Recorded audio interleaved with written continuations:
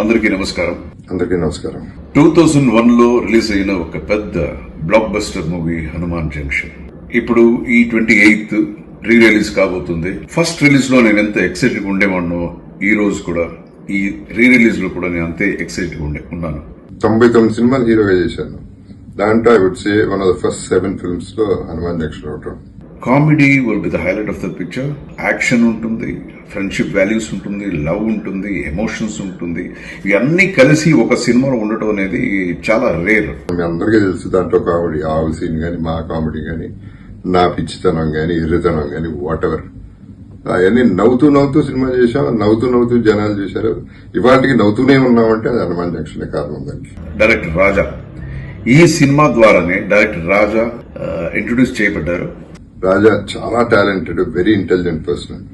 ఈ proved point Hanuman junction. ఇంకోటి important ఏంటంటే సినిమాలో నాకు ఒక మంచి మిత్రుడు దొరికాడు. That is Jagapathi Babu. Bumper offer Arjun. దాంట్లో మేమిద్దరం friends, life long friends. Plus ఈ చిత్రంలో వేణు గారు, స్నేహ గారు, లయ గారు, విజయలక్ష్మి గారు, బ్రహ్మానందం గారు, జయప్రకాష్ రెడ్డి గారు. ఇప్పుడు మళ్ళీ June 28th రిలీజ్ అవుతాను. Another big day for me, another celebration day for me. మీరందరూ కూడా సినిమా చూస్తారని గ్యారంటీగా నమ్మకం ఉంది నాకు. ఈ జనరేషన్ వాళ్ళు ఈ సినిమా చూడకపోయింటే దయచేసి ఈ సినిమా చూడండి, that to in the theatres.